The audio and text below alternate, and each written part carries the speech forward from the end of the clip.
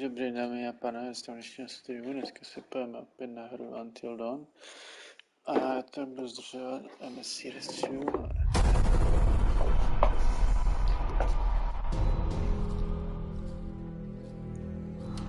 Oh my god, guys, thank God! What took you so long? It's not so good up there right now. He's gone. We're too late. Shh, quiet. Yeah, Wait! Don't move.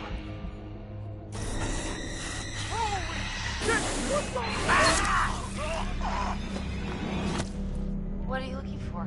Another way out. Mike, there's no key for the cable car.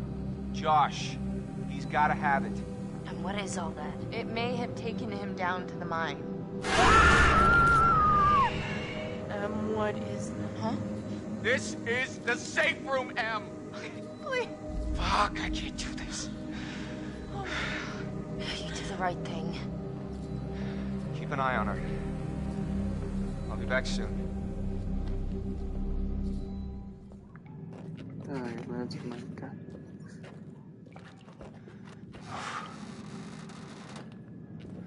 Okay.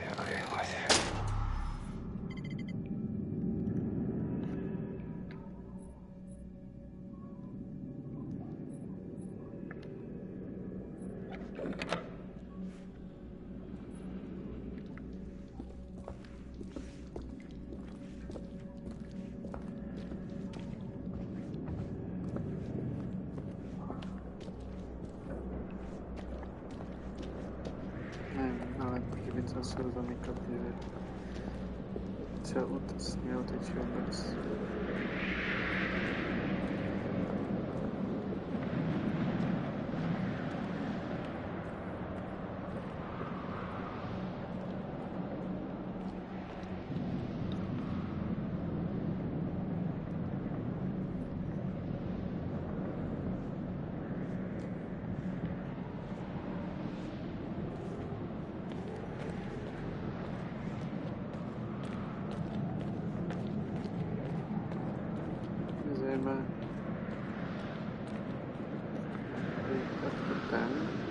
To je stejné.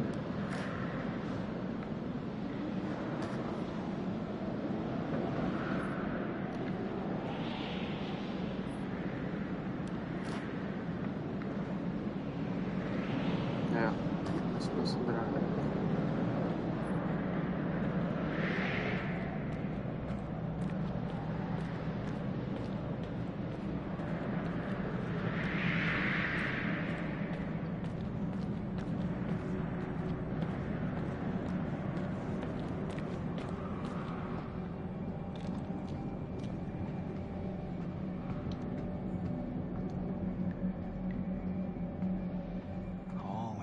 Shit.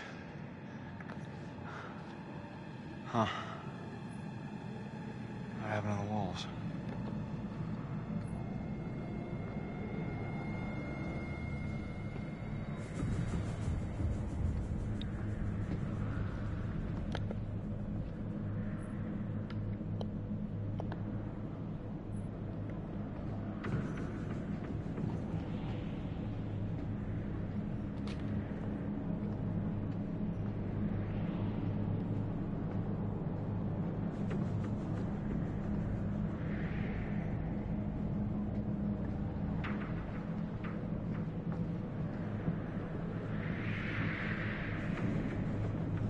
Číste nepotřebuje.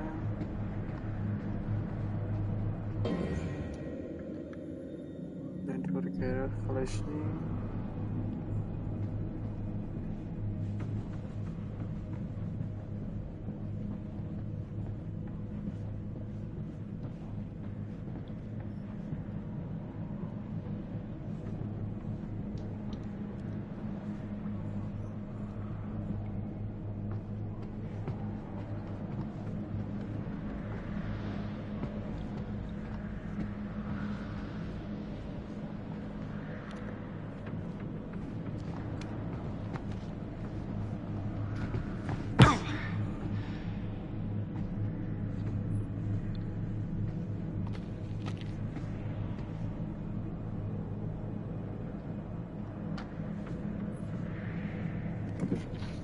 I just need a pitchfork and a mob.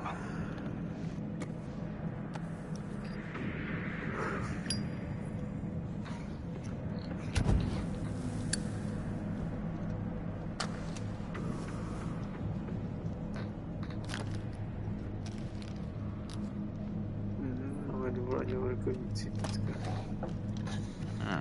Good enough. Nebo pár.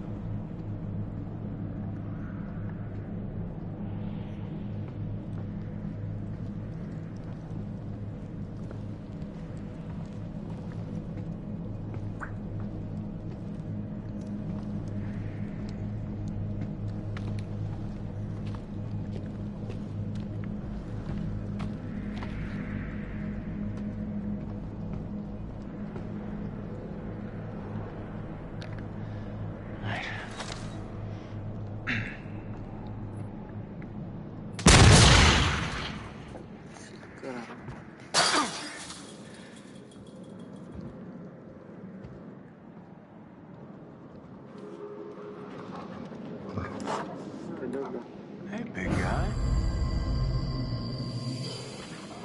Happy to see me again, huh? Hey. I was hoping I'd run into you again. All right. Good boy. All right, pal. You're coming with me. All right. Here's the plan. I happen to see a map of this place, so we're not flying blind. There should be a way through the psychiatric wing that'll take us right outside the mine. Think you can handle that?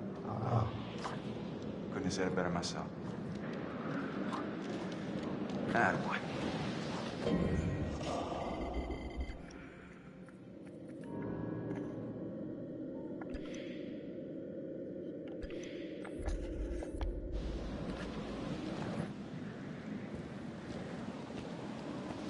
Basically.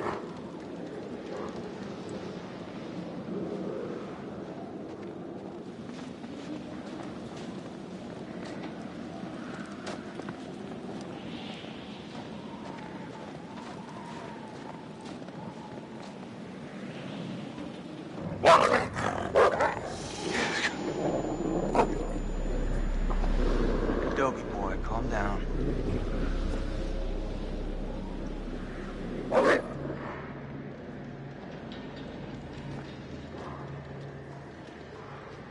Wish I could move like you, Wolfie. Stuck on this side.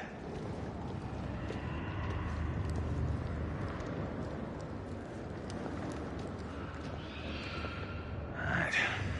Here goes nothing.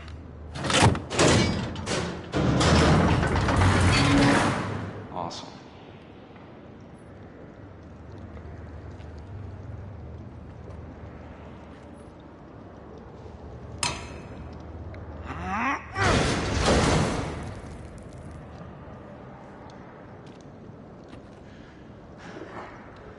See that? You got moves. Don't I, Wolfie?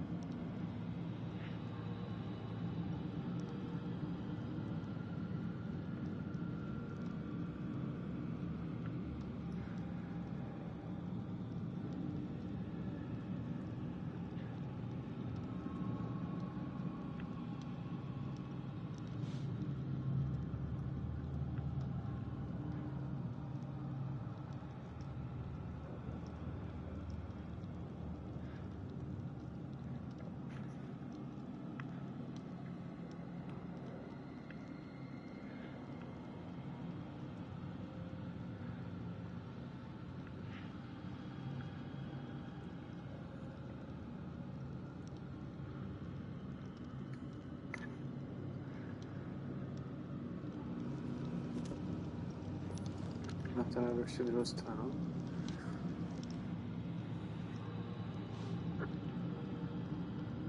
Ne, proti tomu, dobré.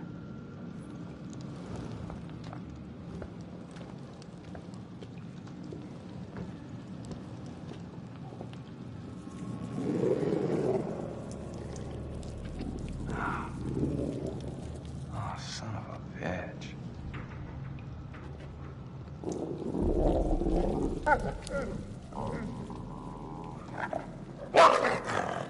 Jesus Christ. What the fuck have I got myself into?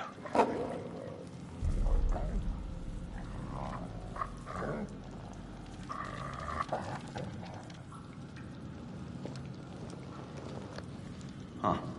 These doors were built like tanks. How crazy were these inmates?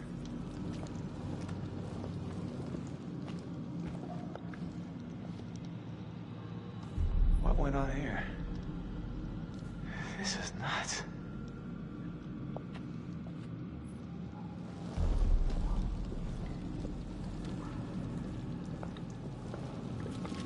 Fuck, man.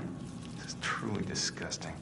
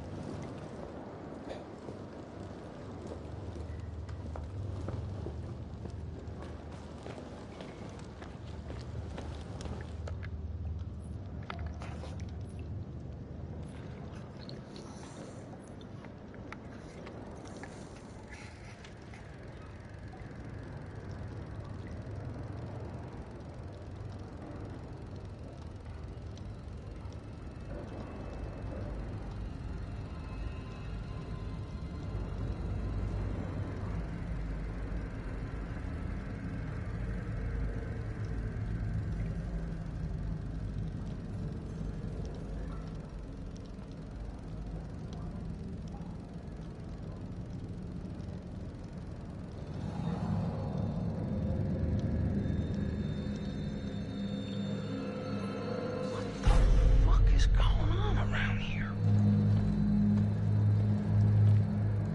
Dobré psycho.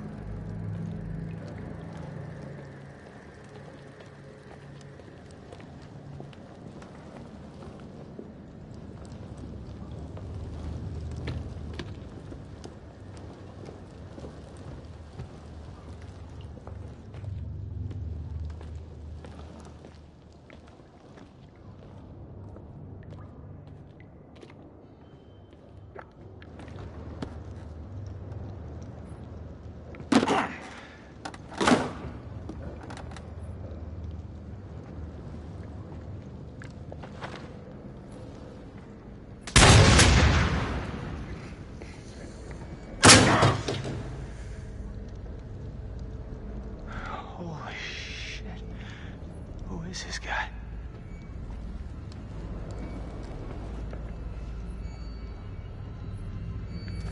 Sorry, open.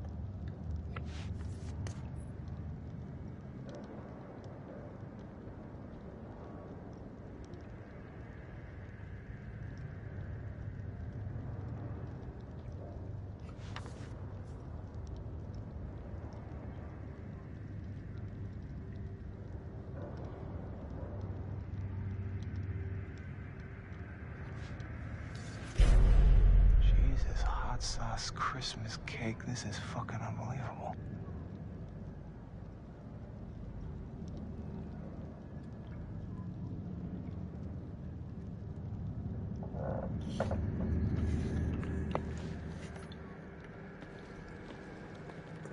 Zoom girl.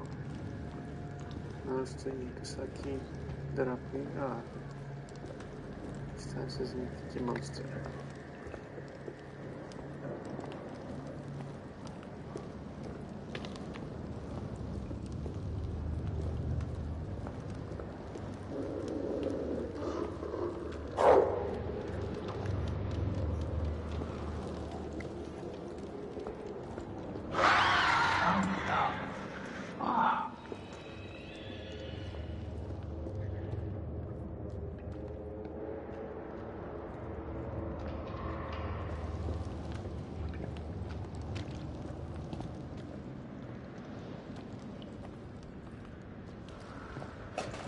Huh?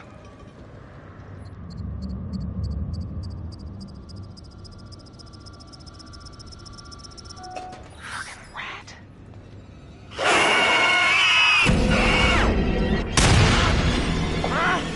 What's that for, you fuck?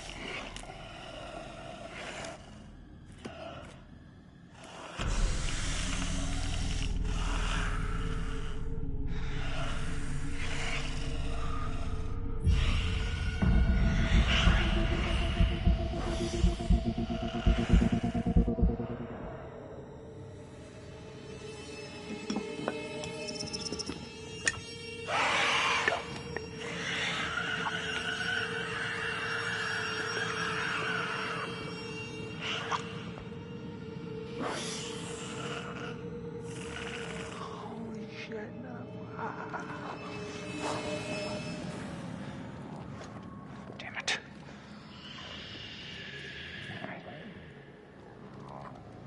Come on, you son of a bitch.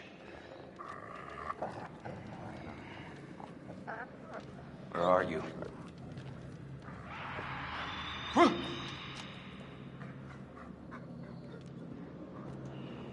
Huh? Damn it.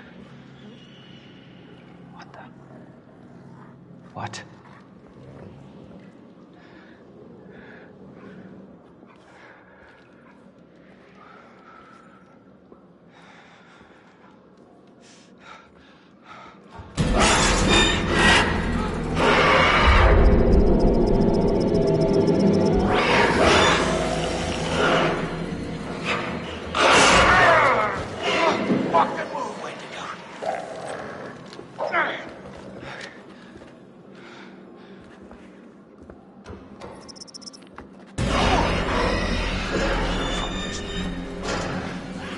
One at a time, boys.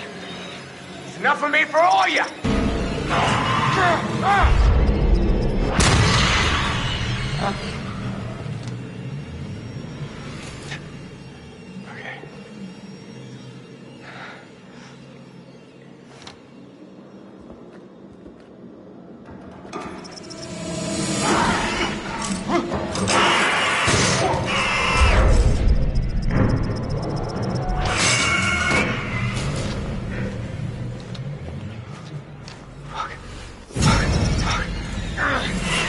Okay. Fuck yeah. Oh, shit.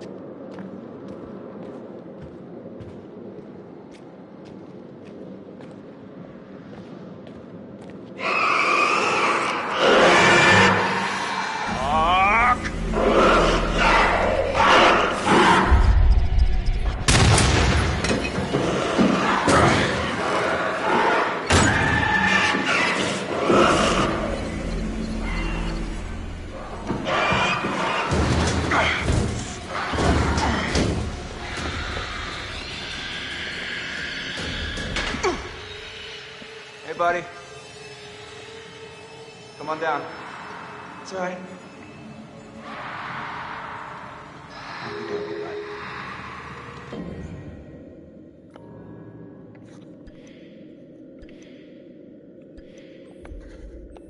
I'll catch you on the flip side, huh?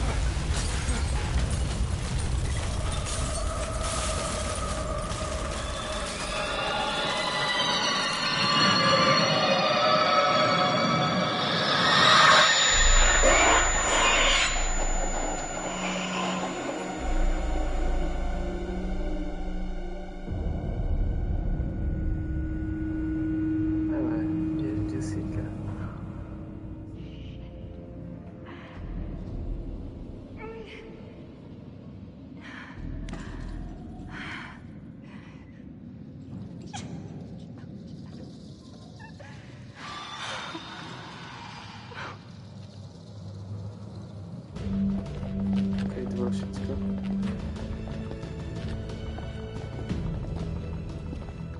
Come on, guys, hurry up. We gotta find Mike. Come on. Hey, I'm kind of giving out here, guys. I think maybe you should go on without me.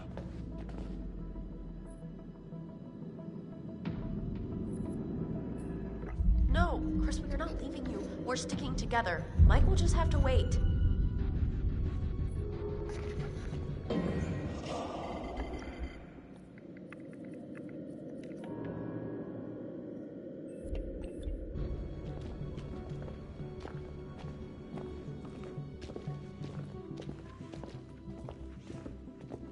Chłopak jak Chris da robić.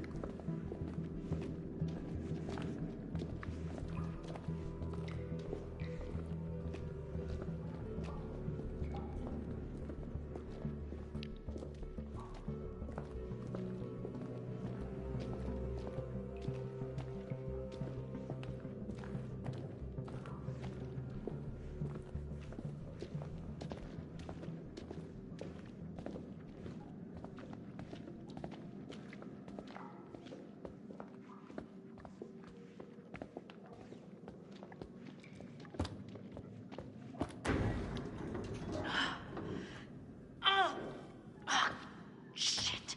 Mike must have locked it behind him. Crap. There's gotta be another way in.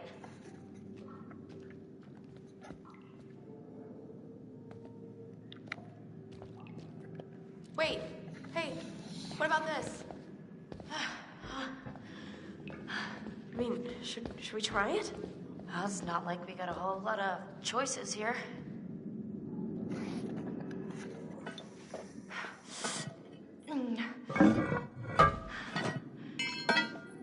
What the fuck?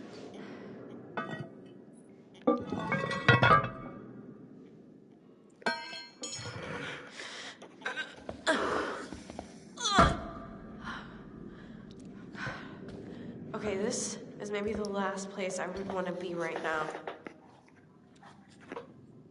So who's going first? After you.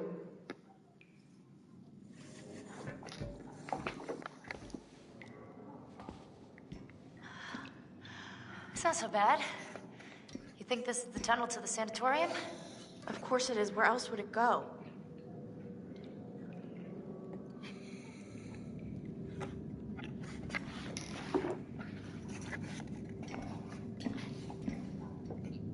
Chris, I know you're hurt, but you gotta move it, all right?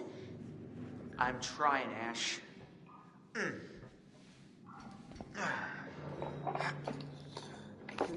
Bez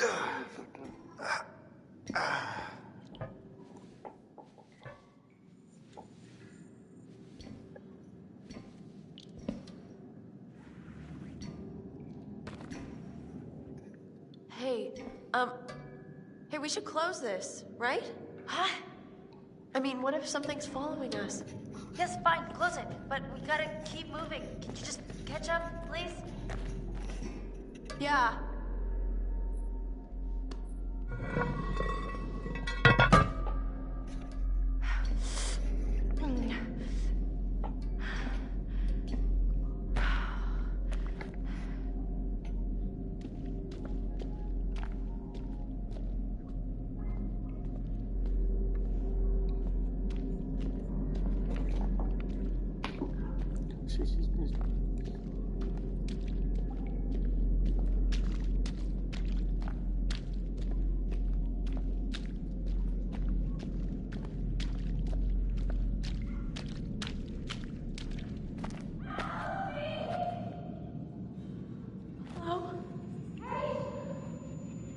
Who's there?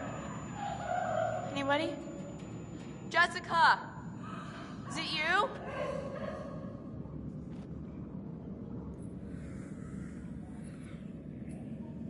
Hello?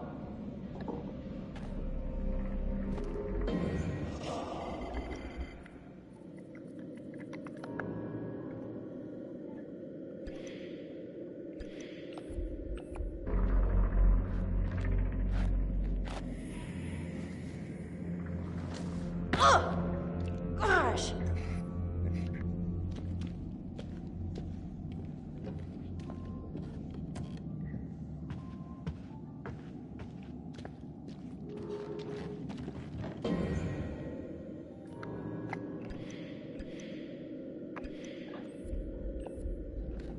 Oh my god, I am so glad to see you. Glad you're safe.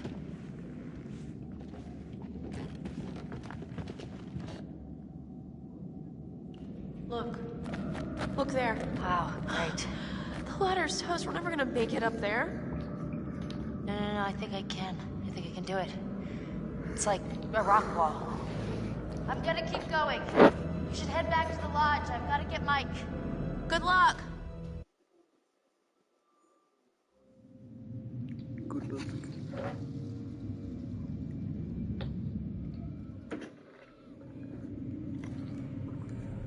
No, blížíme se pomalu jistě do finále.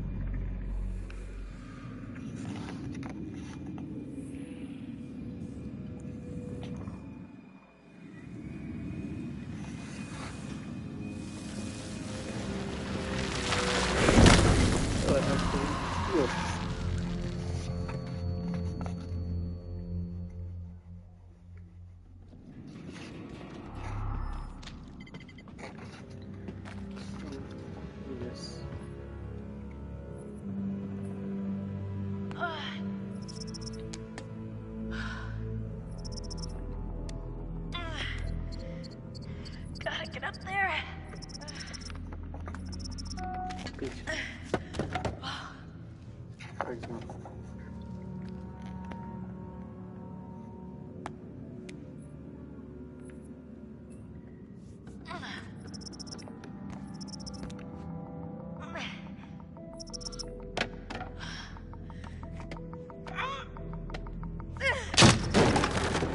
Come on, girl, you can do it.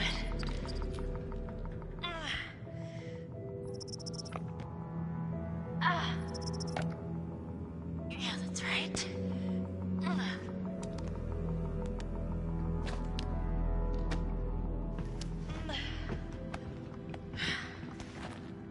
I beat you. I fucking beat you.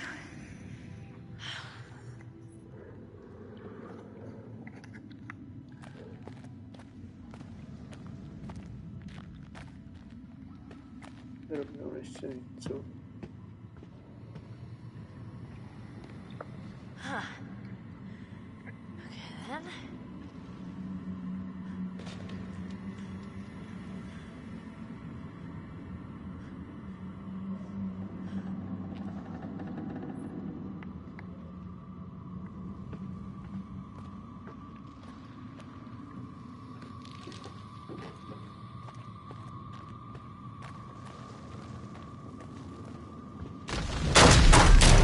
Jesus. Teď se to dělá, ne?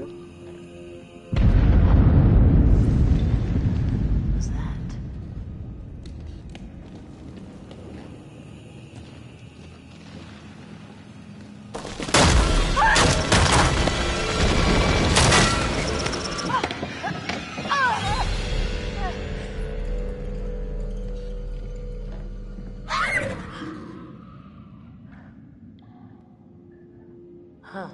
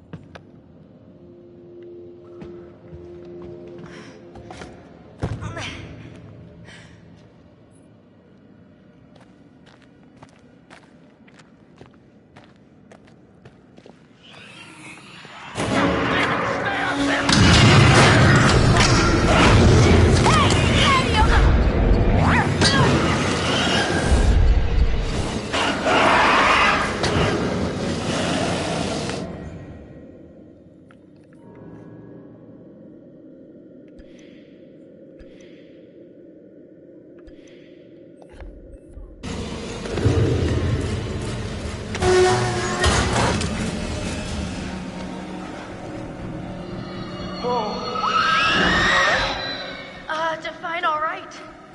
Alive, for a start. Yeah, life's good. Yeah. What the hell are you doing here anyway? I was gonna warn you about the Wendigos. I think I got it. Yeah.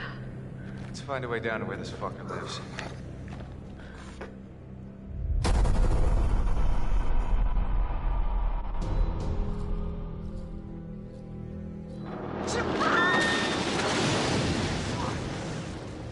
Emily! Mike, there's no key for the cable car. Josh, he's gotta have it. He's gone. We're too late. Shh, quiet. It may have taken him down to the mine. Wait. Don't move.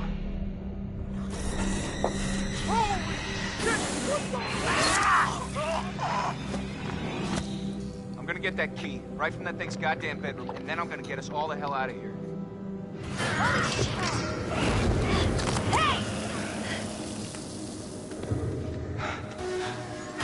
Whoa! Let's find a way down to where this fucker lives.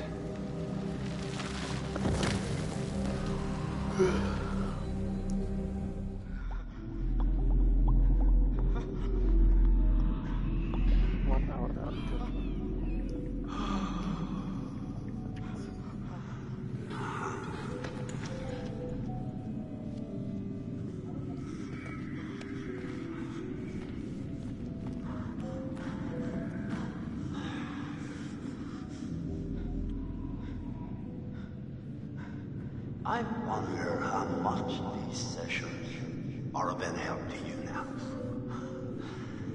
Just want to listen to me and things seems pretty fucked up.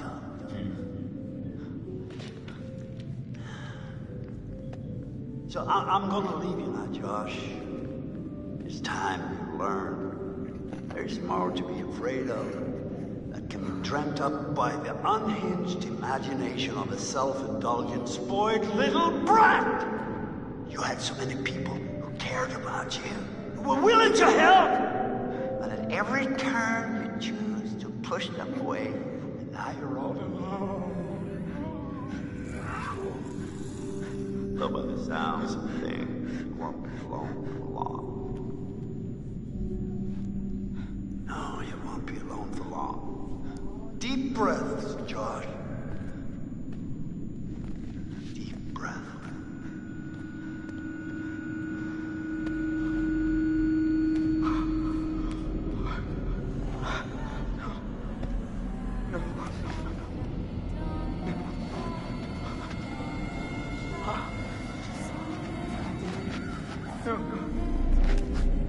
No, not again. Not again. Get away! Get away! Ah! Get away from me! No! You're dead! Sorry. You're dead! Shut up! No! You're dead! It's not ready. You manipulate. You are a coward there. God. Yeah. I want us to have a big walk. I'm gonna take orders from you. You can't tell me what to do. You can't tell me what to do anymore. Let's run out for Josh. Okay. I trust you. I trust you. I trust you. You're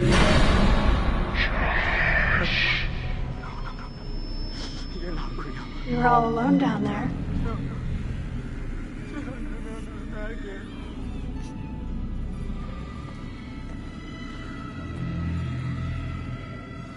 All alone.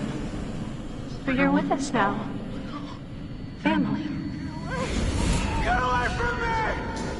Get away! Why didn't you save us, Josh? Why did you want us to die? I didn't want you to die. I swear.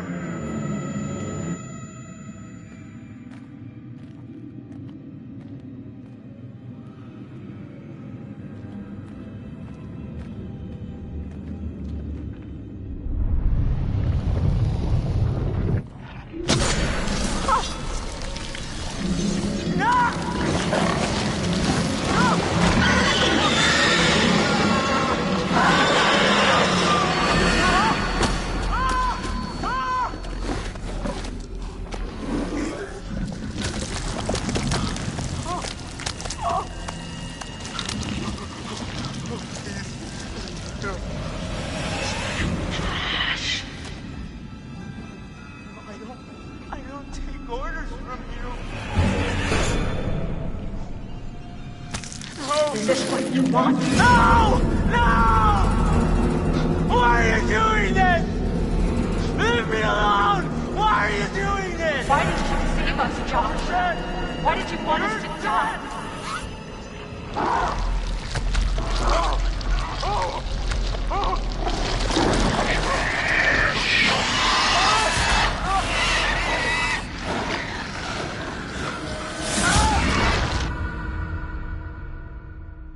I was not prepared for how ugly that thing would be up close. Yeah. So, I noticed something kind of weird about it. What? The Wendigo. It had a scar. So? Seen it before. What are you talking about? Saw these old pictures of some guys with that scar, and he was transforming into a Wendigo. You're kidding. He's one of the miners who've been trapped back in the 50s in the cave-in, which means that thing is 80 years old. At least. Spunky for an old-timer. They cleaned the place out. Killed a lot of people. They? You mean there are more of them? Oh, yeah. How many? Too many. I think we're close. To the lair. How can you tell? I don't know, I just feel really terrible all of a sudden. Did I? I really don't want to go in there. There's no other way through. Mike, is that what I think it is? Shit. Looks like a grave.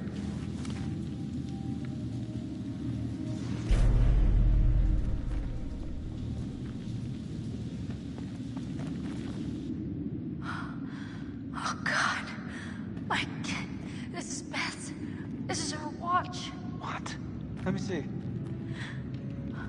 Look, there was a cross here. So this is where she was buried. But who dug her up? Let's keep moving.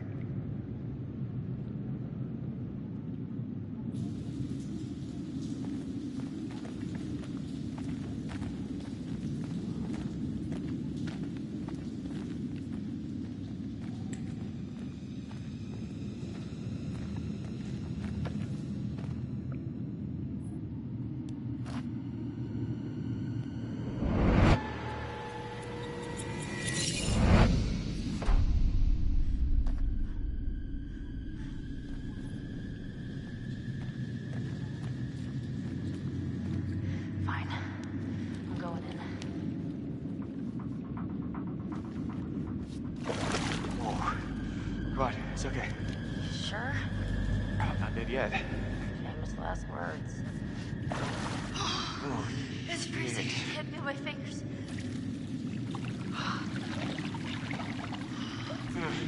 Wait a minute, I thought you reached the deepest part. Well, I didn't say that. I said it was okay. I mean, like, there weren't any sharks or anything in here. Sharks? Great. Thank you.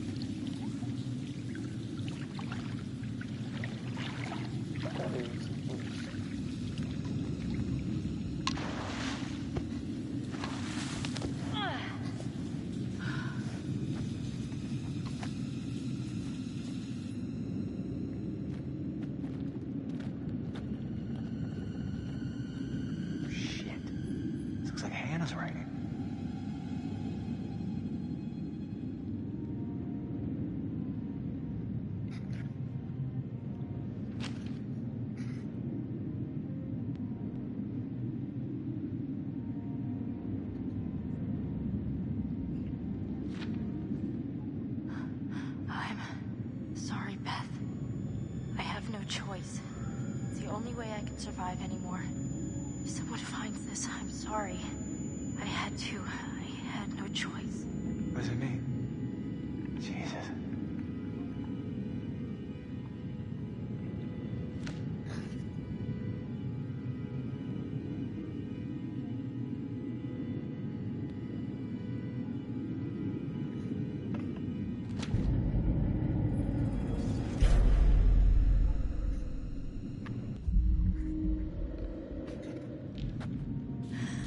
Oh God, it makes sense. I think Hannah dug up Beth. It was Hannah. No, that's ridiculous. Michael, it has to be. It's the only thing that makes sense. Beth died in the fall, So what? What does that mean? so Hannah must have buried her. God damn it. God damn it. Hannah was down here. I don't believe any of this. She would have been starving. She would have been desperate. Fuck! We need to find Josh. Right now.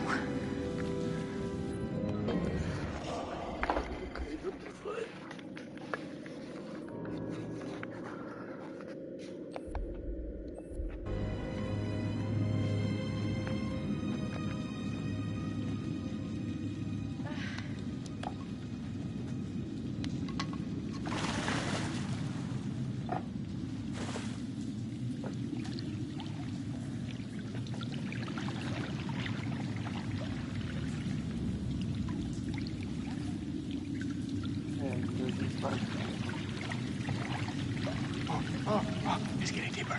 Yeah. Okay. Hey, it's loving up again. We're gonna make it. God, don't jinx it. Come on. We made it.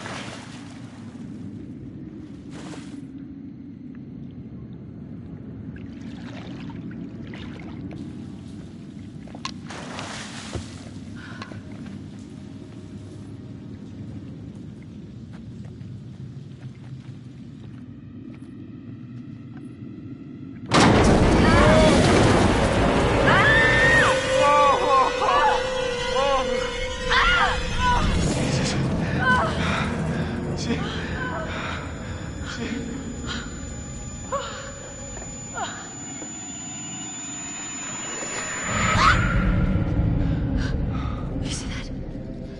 Yeah. Bodies. Yeah. Yeah, a lot of them. Oh my God. No! I'm gonna be sick. Wait, hold on. I think I saw something.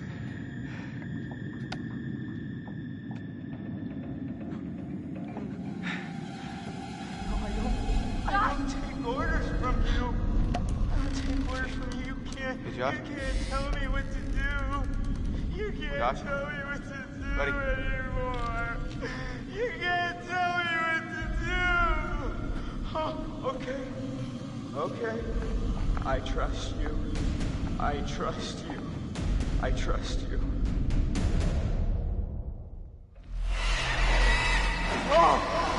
What's the matter? He's tripping or something.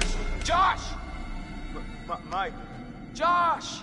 Hey, man. don't hit me, please. Well, you were deep in it, man. Full mental jacket. We didn't think we'd get you back. Josh, Hannah was down here for weeks, a month. She dug Beth up. Sam. Mike, Hey, let's just get the fuck out of here. okay.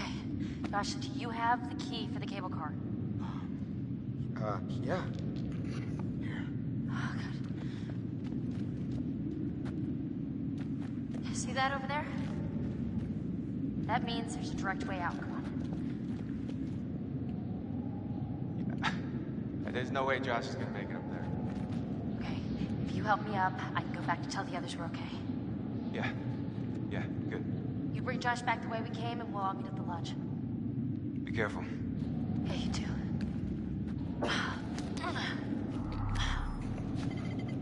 Alright, let's go, you fucked up son of a bitch.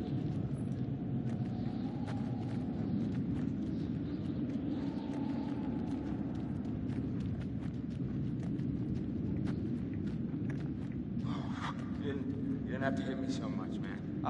Yeah, I'm sorry about before, man. I thought you killed Jess. I was wrong.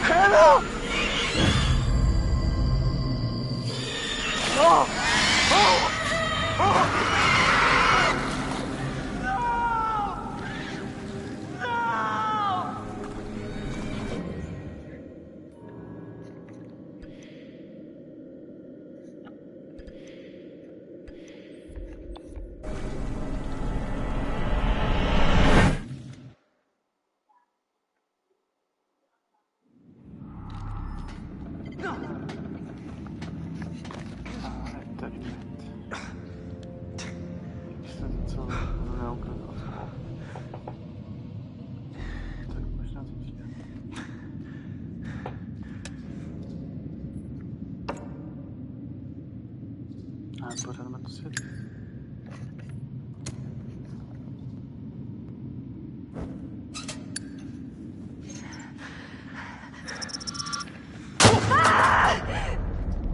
Jess, is that you?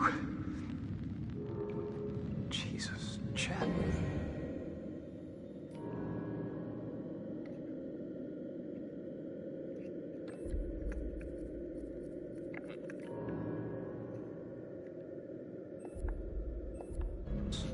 What the hell happened to you? How the fuck are you still alive? Yeah.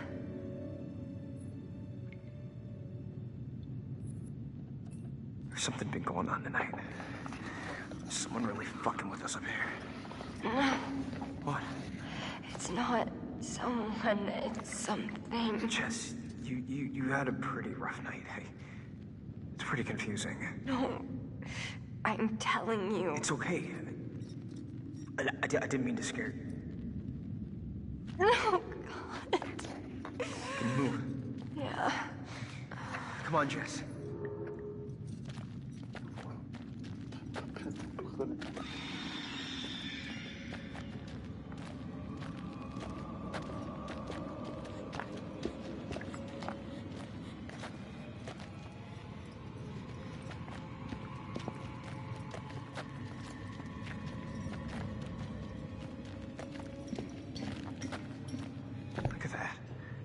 put a cave in here.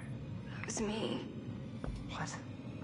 I fell through that roof. You fell this far? Jesus. Makes two of us. What?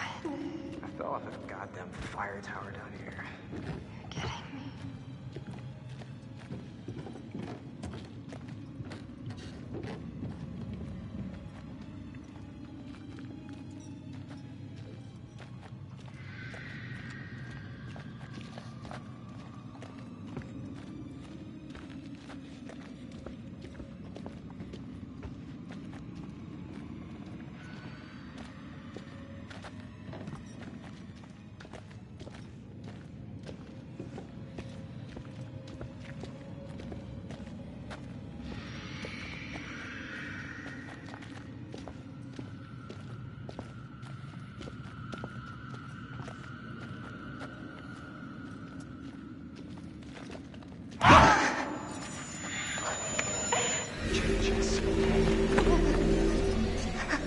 Which way? Come on, Jess.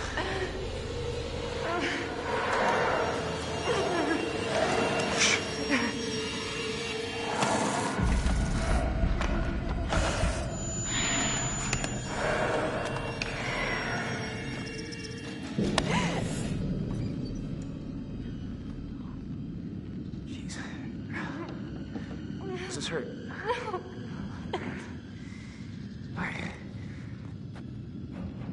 All right. Let's go. We gotta do this. Get out of here. Come on. Oh, Jess, come on. Come on, come on. Jess! Jess, come on.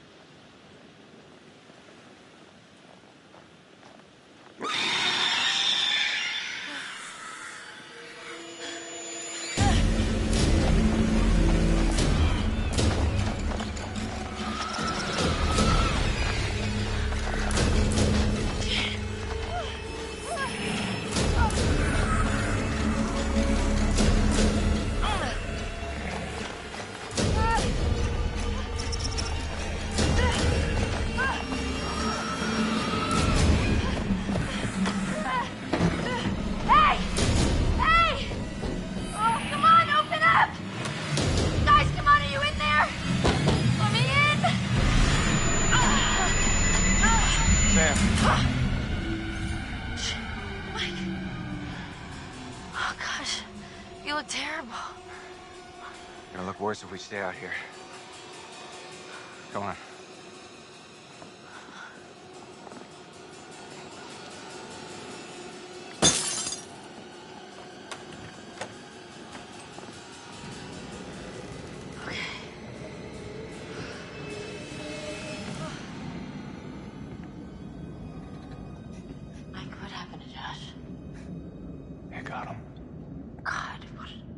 Awful way to go.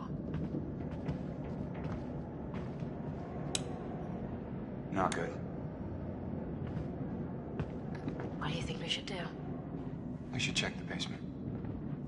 Might be someone left down there.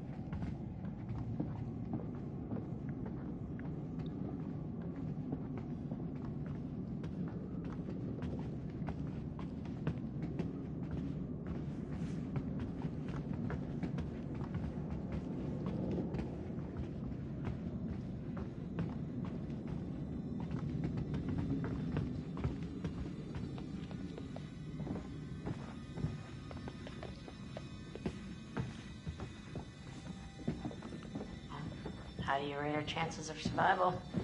Hmm? I'm trying not to think about it. Go, go, go! Run!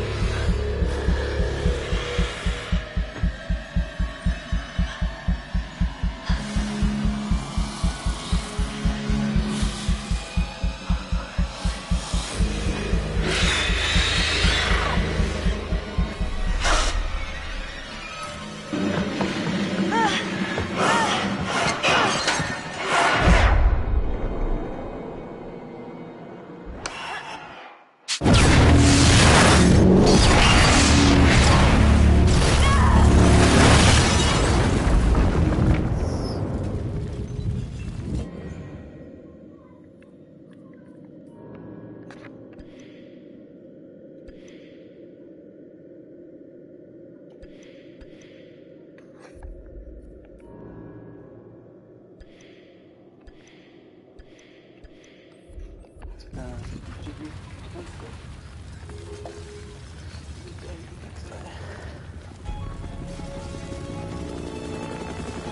have visual. The main structure is completely destroyed. Over.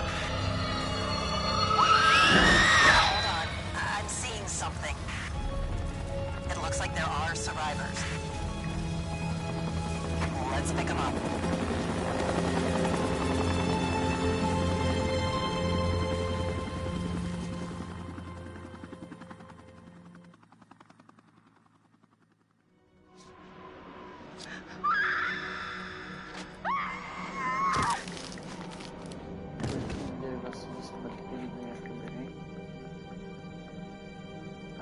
The old man, I don't know how to describe him. I mean, you said you thought he was stalking you at first.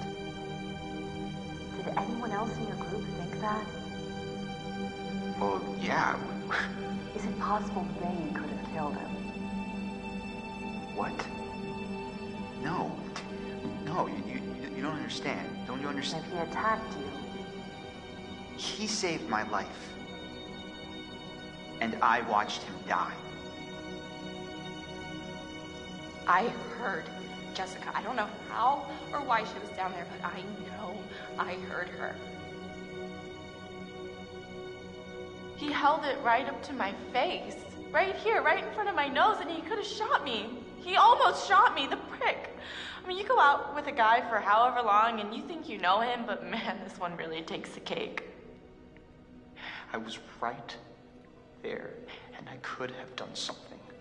I tried to do something. It wasn't good enough.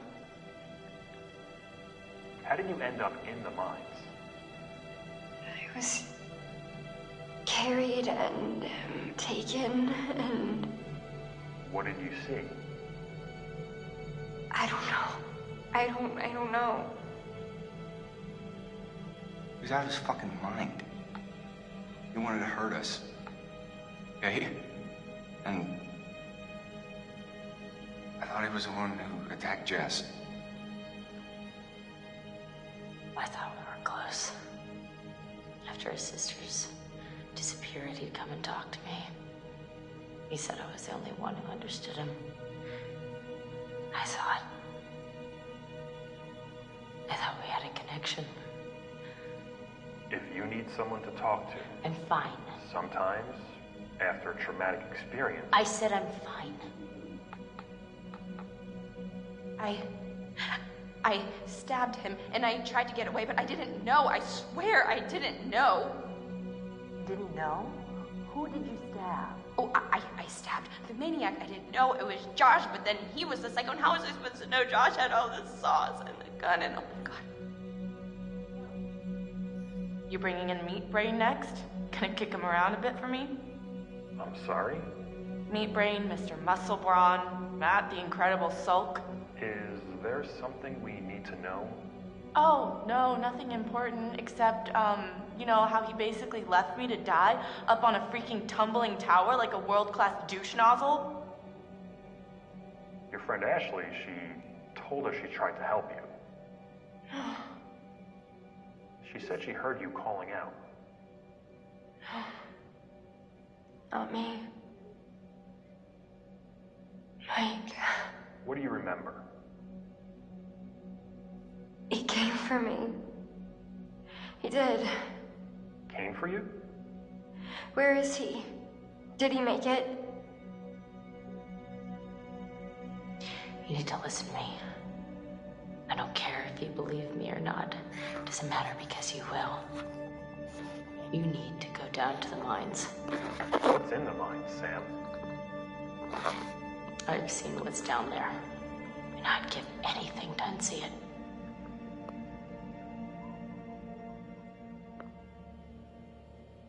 That's good. No, but they are until the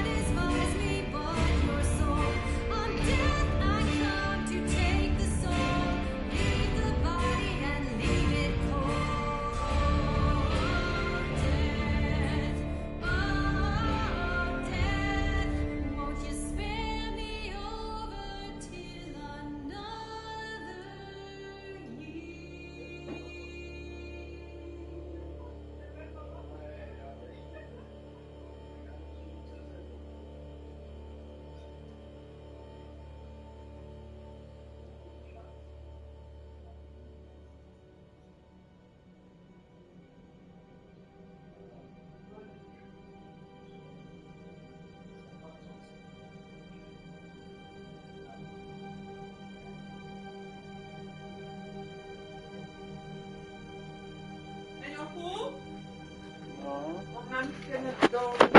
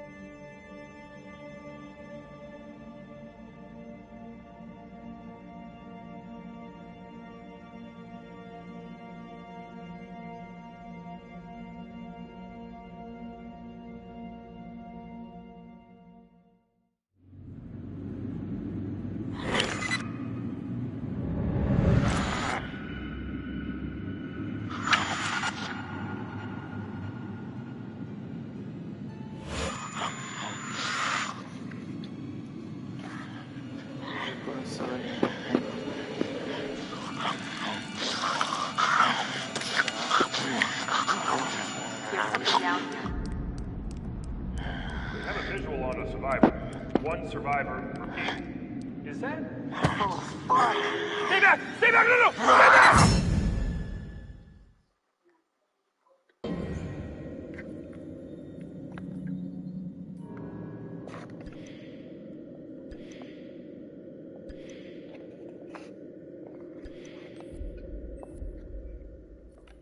Bonus content, accidental code.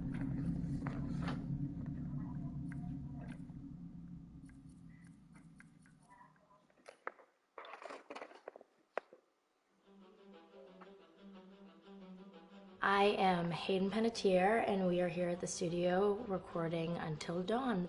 My name is Rami Malek, and I played Josh. My name is Megan Martin. My name is Brett Dalton.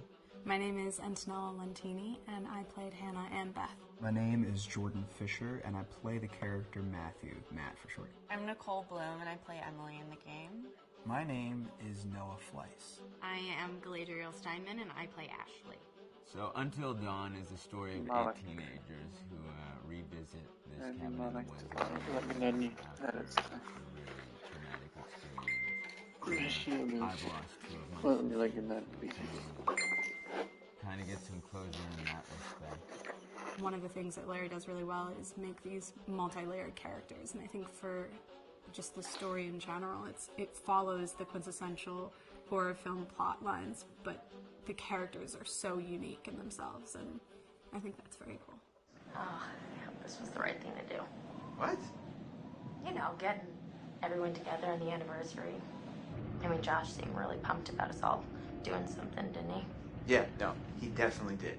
I haven't seen him so excited about something in forever. Good, good. Sam and I have a few things in common, such as being huge lovers of animals, and she's a huge animal lover. She's vegan. She is a pacifist. I'm not quite sure if I'm gonna go as far as saying that I'm a pacifist, but she's spunky and cool. I know that she, I think, is made fun of a little bit by the rest of them who think that her morals and her beliefs in that area are a little ridiculous and they don't agree with them, but she doesn't care. It doesn't stop her from being herself, and that's something that I hope I have in common with her. You know, he definitely can be depressed at some times and a bit of a loner, but he takes some solace in one of his sister's friends, Sam, played by Hayden Panettiere, and invites everybody back to the same house the next year to kind of find some closure. Jessica she has a whole lot of personality. She is definitely the sort of mean girl character that, you know, at school she knows she's pretty, she knows that boys like her, and she's going to use it to her advantage. He's got a big heart, and you can tell that that's very evident, especially how he treats his girlfriend, Emily, and, you know, he's kind of a meathead, but in the best way possible. She really knows what she wants, and she manages to get that from whomever it is, whether it be Matt or Mike. You know, she's really driven, and I can definitely relate to that. My character is Chris, and he is what society might consider the nerd of the group, and he kind of embraces it. Ashley she's a little more serious than some of the other girls. She's definitely very intelligent and thoughtful. She kind of looks at the whole big picture of things. She's not quite as geeky as Chris, but they connect in a lot of ways. Mike is like big guy on campus. He's the class president who has some charm and has brain, and I don't know, people seem to like Mike. He gets away with a lot, though. He can be kind of jerky. The fact that he really just kind of wants everyone to be happy.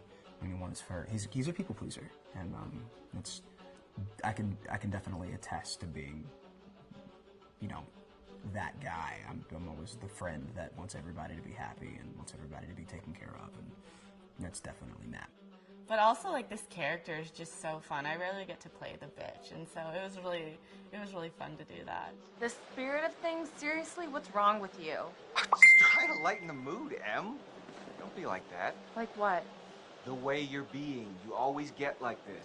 I just think this is just the coolest thing to be a part of, and I just think it's going to take the world by storm. I really do.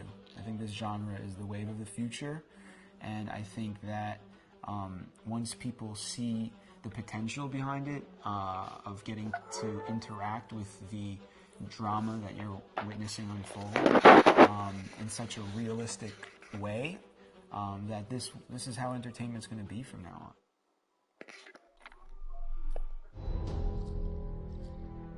Hi, this is Lee Robinson, production designer on Until Dawn.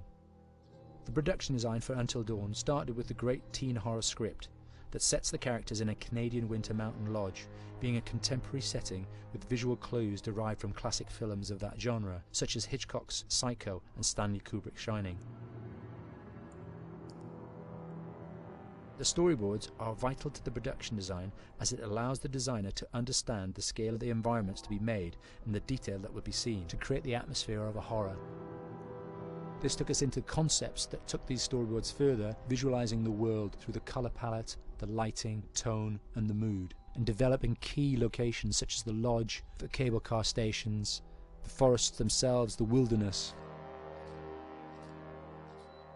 As you can see, the environments and atmospheres change quite a bit from warm and inviting to cold and threatening. The Millionaire's Mountain Lodge was a key example.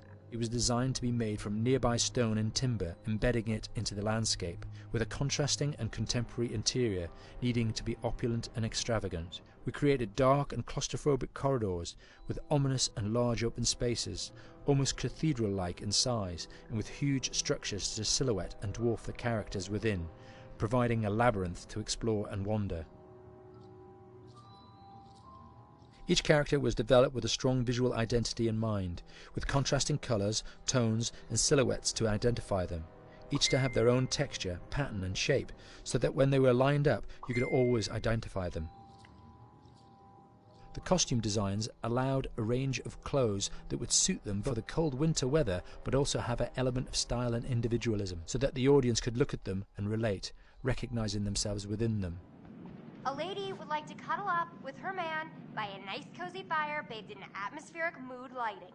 Right. It'll get plenty toasty once we're rubbing up against each other. Mike, fire and mood lighting. Yes.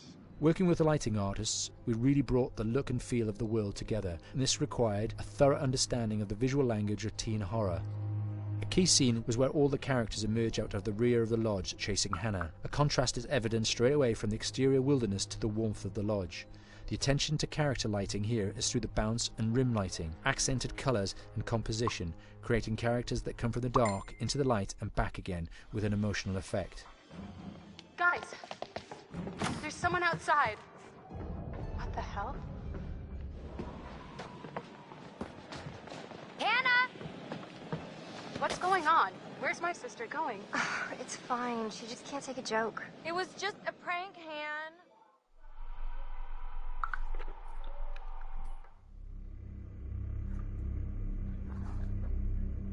Until Dawn is a game that's full of horror, and one of the things we decided to do early on was to take a scientific approach to how scary it was. So we did experiments on people and we measured their responses to the game. We've created a test area. It's as close to a home setup as we can get it. We've recruited ordinary people to play the game and we've left them to play it on their own. You're turning the light off.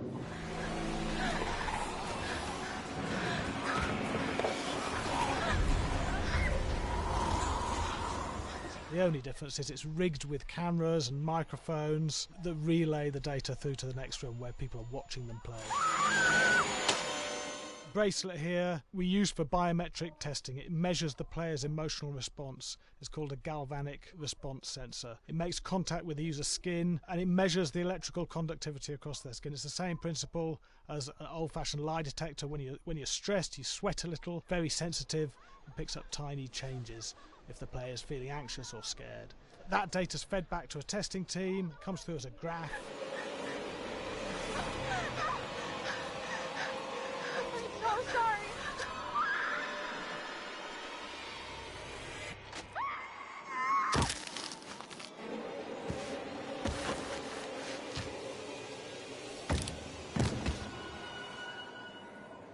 There's no point testing 1 or 2 people, you have to test a lot of people. Okay, what's your step? When we have a scare that's consistently has a measurable emotional response, then we knew it was good. If it didn't have that, it goes back to the team for improvement. The data doesn't tell us what's wrong with the scare, it only tells us if it's working or not. Wait, okay, so you hear that too, right? Josh. Here we have a chapter relatively early in the game. Weirdly regular. Nothing regular about it. We have to create tension and anxiety in the player so they are ready to receive the scare.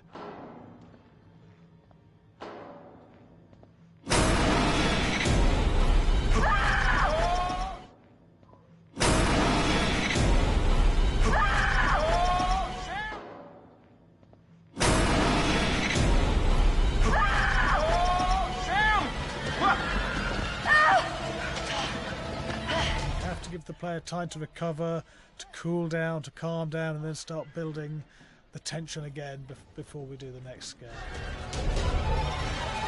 Hey. What? Hey! What the hell? Ooh, you just got mucked.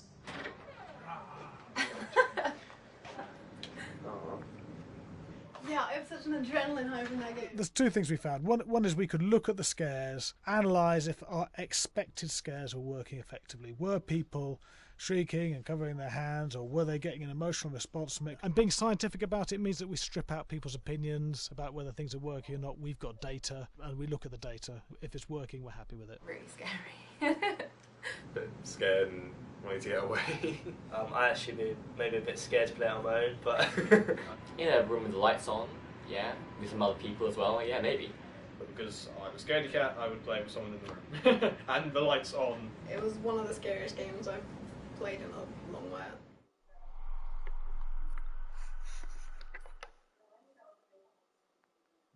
Hi, Larry. Hey, Graham.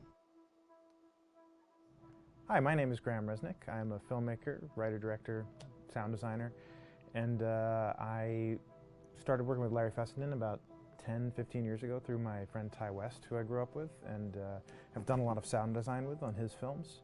And he was producing Ty's films at the time, and Ty introduced me to Larry. Larry produced my first feature, and we've written together on several projects. My name is Larry Fessenden. I'm a filmmaker.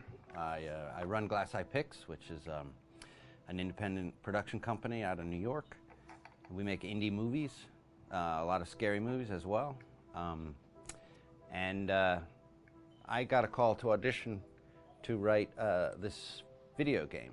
And I called my pal Graham Resnick because Graham is a gamer. And while I thought I could offer something to the idea of writing this multi-branching story, I knew that I would want Graham's expertise as a lover of gameplay, since I guess games were started. So and just as a lover. And as a lover, yes. Which is why there's so many sex jokes in the game. There was one Italian website that did say the Larry Fessenden right. and Graham Resnick, the 2 lovers behind Until Dawn. Come here. Maybe I know how to handle you too. I am definitely ready to be handled. So I wanted Graham by my side. Yeah, and we got the gig, and it's been an amazing ride. Oh, hell yeah. Oh my god, she's taking her shirt off. What? Oh my god. Matt, what are you doing here? Hannah. I'm sorry, Hannah. This all got Don't out lie, of hand, but... So in the game, the basic setup is that a year prior to the game's start, all these kids had gone up to a ski lodge that was owned by the parents of one of the kids, or a couple of the kids, and some of the teenagers played a prank on some of the other teenagers, and a terrible tragedy occurred when a few of them, 2 sisters, ran out into a blizzard, and were never seen from again.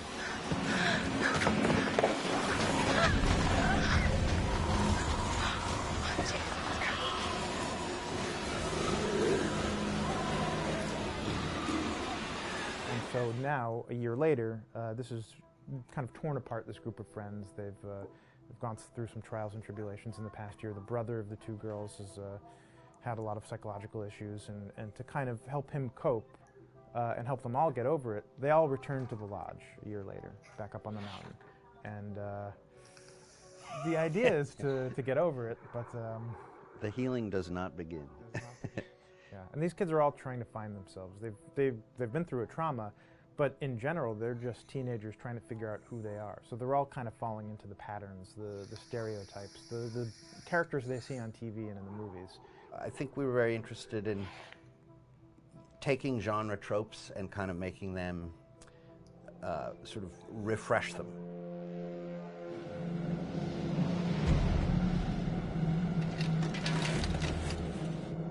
Hey, did you see that? Dad said it'd just be us this weekend. We're familiar with how slasher movies work. Most people have seen some horror movies, and we have established notions and preconceptions about the roles of the players in horror movies and how they talk and how they get killed and how they have sex.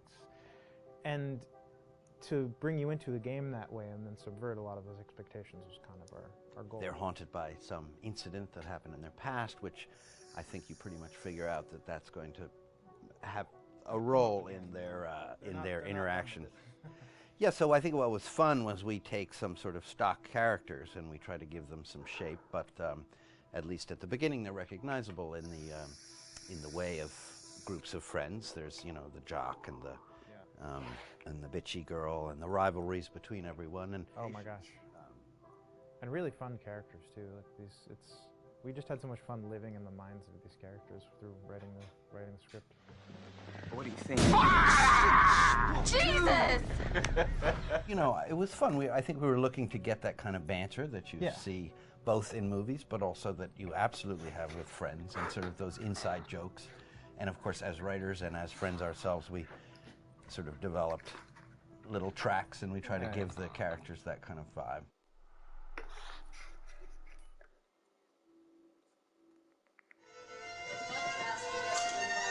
Yeah, fast and violent.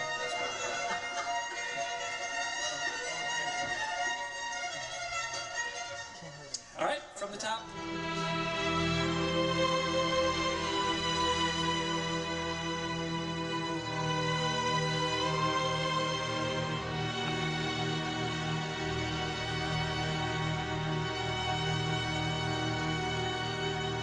My name is Jason Graves, and I'm the composer for Until Dawn.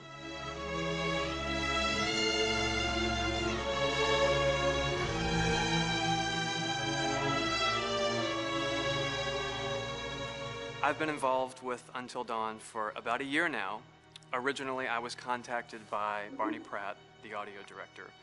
I think that had something to do with my lineage of horror games, and hopefully not the fact that my last name is Graves, although a lot of people seem to associate my name with scary music.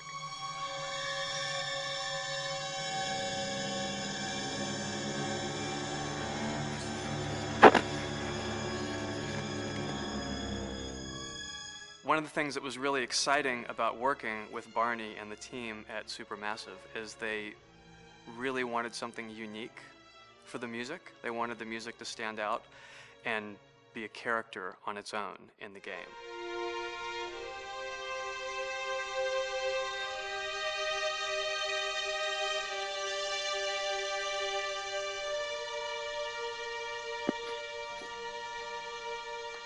When I'm first starting on a new score, and it doesn't matter if it's film, television, or games, I always end up going to the main theme. Sometimes the developer or producer isn't even necessarily interested in the main theme at the beginning. I just want to do it for myself, because for me, the main theme is the identity of the game. It establishes the mood, the atmosphere, and the character of the music, and how it's going to be playing in the background. And that's what we did with Until Dawn. That was actually my demo pitch to Supermassive Games. I put a main theme together, recorded all the instruments at my studio, and sent it to them. And they liked it. We actually ended up recording that exact theme, all the instruments and everything, live here at Ocean Way, probably 9 months ago. And that's what we've been using in all the demos for the game, and that's the final version of the theme that is the main theme that you'll hear on the menus and in some key pieces of gameplay.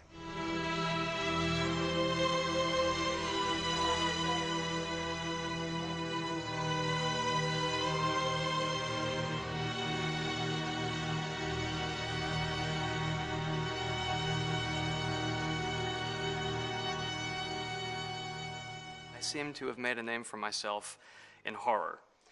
And there's something about scary music, I think it's maybe the lack of rules. The biggest rule in scary music is there are no rules, so you can do anything you want, and actually, if you end up doing things that don't feel like they would work out together, they kind of clash, and it ends up being even more effective for scary music. So that's what really drew me to Until Dawn, was the textures, plus writing thematic material that is interwoven with the scary textures. I haven't really done anything like that before. Usually it was just all tension all the time, and that's fun and it's great. But I'm actually at heart a very melodic composer. That's the kind of music I love listening to, and that's the kind of music I love writing to work on in Until Dawn. Very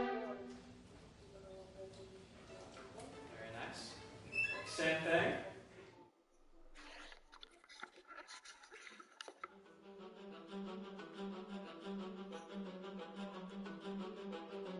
My name is Will Biles, Executive Creative Director of Until Dawn. The first part of getting a believable facial performance in-game is to capture, topographically, the actor's range of emotional expressions as separate versions of the same head. Every tiny nuance gets digitized and merged, effectively creating a model that can recreate every facial movement that the actor makes. Once the topography has been recorded, the actor's performance itself can be captured by using a predetermined set of marker points drawn precisely on the face and a high-def helmet cam, wirelessly linked to capture devices. The camera is the small box where it looks like the microphone should be. Outro Sam. Mark. It records in high def the movement of the dots throughout the performance that will drive the expressions captured earlier. Unlike other systems, this form of capture is far less lossy because there are fewer interpretations between performance captured and performance rendered finally in-game. The audio is also recorded via two separate lavalier mics attached to the helmet. It takes a while for the actors to acclimatize to carrying around the recording devices and the helmet cams, but very soon the shoot becomes similar to any other effects shoot or a green screen shoot. The actors in these scenes are only recording facial animation, but use cursory body movements for pacing. Wait, and maybe we should all stick together and find everybody and make sure they're all okay, so... 1-1, the year before the prank. Take 2, Mark. Other than the other actors, they have to use their imagination for everything and everywhere that they are supposed to be seeing and feeling. Idiot! So dumb! From a hot midday studio in Los Angeles to a freezing midnight mountain in British Columbia.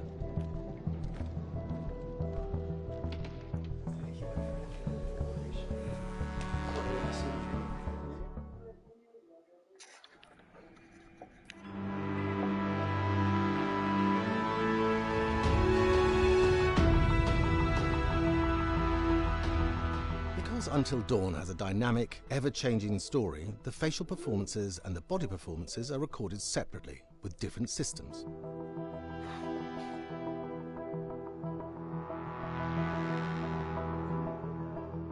With the body capture, we use reflective bead suits and an infrared camera matrix system that drives the CG bone hierarchies in our character models. These performances cover everything from character locomotion, scene-specific performances and stunt work, most of which was recorded at studios in Pinewood and Shepperton, near London. Hannah! Hello?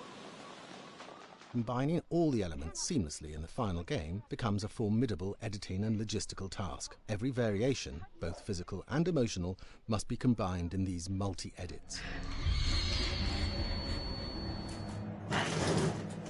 Scaffolding props have to stand in for the sets, because the hundreds of infrared cameras have to be able to see all of the reflective beads on the actor.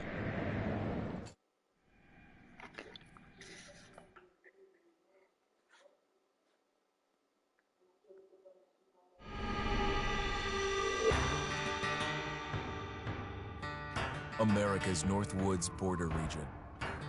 Within this land of 10,000 lakes and miles of dense timber, a hideous creature is believed to lurk.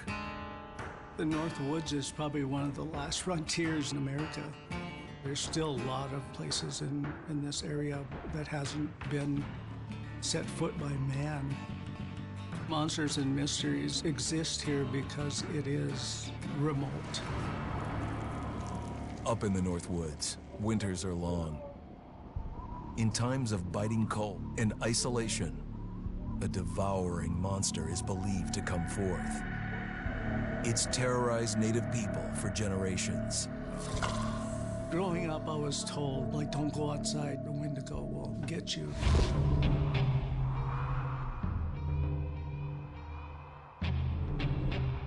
Among the traditions of the northern Algonquin tribes is the Wendigo, a monster that can seize hold of a person to carry out its hunger for human flesh. Many Native Americans fear even talking about this Wendigo, and even the mention of the name will let the Wendigo find out where you are, and it will open you up to be possessed by this Wendigo. The most famous case of a Wendigo possession took place in 1879 in the deep woods outside of Edmonton, Alberta. Swift Runner, a Cree Indian, was a trapper and a guide. He had left town the previous autumn with his wife, 6 children, and his mother. But when Swift Runner returned in spring, he was alone. Swift Runner came into a nearby village telling this heartbreaking tale. I had to watch them starve to death. Of his family being killed by starvation, and that he was the only survivor. My whole family gone. It wasn't hard to understand a family falling victim to a brutal winter. To even not. Yet something was suspicious about Swift Runner. He was a strapping man, and he came into town weighing over 200 pounds. It didn't look like somebody who had just weathered a terrible winter. He wasn't malnourished, didn't look like he was starving. He looked healthier than ever. After a few nights, it became clear that something was wrong. He started having night terrors, screaming in his sleep. I am the Wendigo! Villagers alerted the police.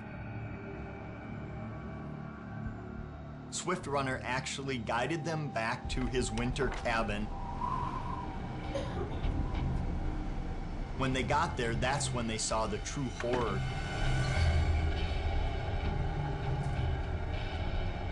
Human skulls were scattered around, many bones, some of which had been snapped in half, and the marrow inside had been drained.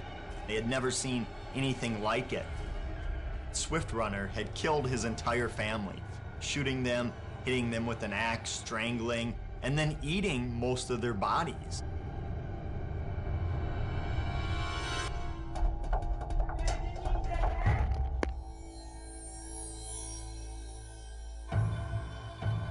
Right up until the moment the noose was on his neck, Swift Runner swore the evil spirit of the Wendigo had possessed him and twisted him into a cannibal killer. When he was on the gallows, Swift Runner himself said, "I am no longer a man."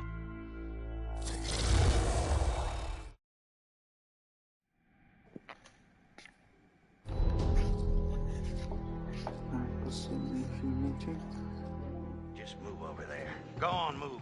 Let me say what I came to say.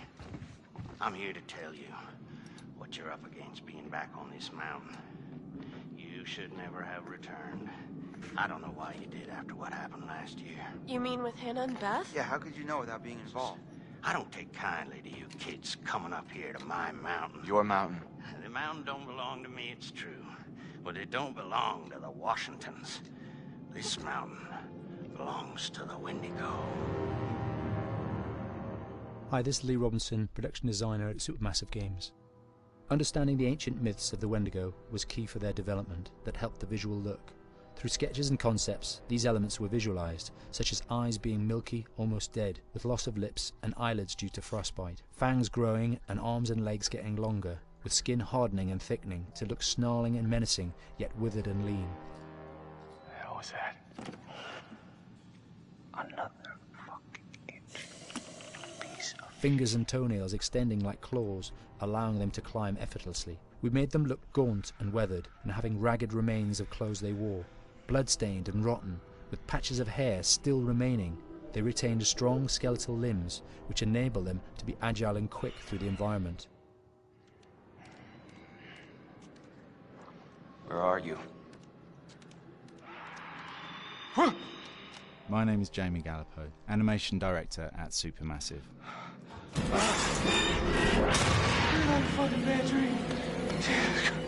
The overall direction on the creature was to be very strong, to be extremely fast. We wanted a spider-like movement to the creature. 1 minute scampering to leaping and then crawling, almost instantaneous. And finally, we wanted the creature to have this real, uncontrollable thirst for flesh. From a sound design perspective, the Wendigo is a real challenge. For the main vocalisations of the Wendigo, we used our own vocalisations, various different animals from the exotic to the farmyard, various plugins and processes to gel these sounds together and keep a human resonance behind that voice, telling the backstory of the Wendigo.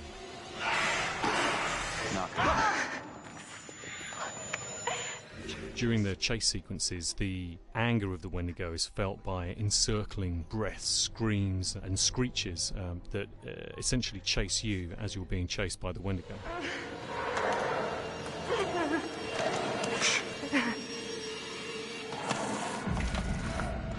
We would layer them up in a multitude of layers, sometimes 15, 20 sounds playing at the same time, to build up the vocalizations for this fearsome creature which is always in attack mode, hyperactive and chasing you throughout the game.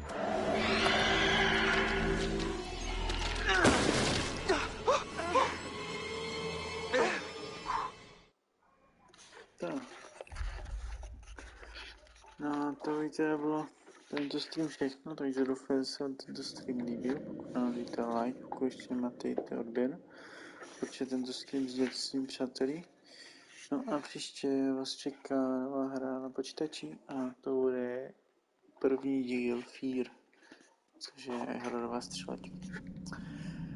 Každopádně fajn jsem to stream líbil, no a pro tento stream a tuto hru už teda čus.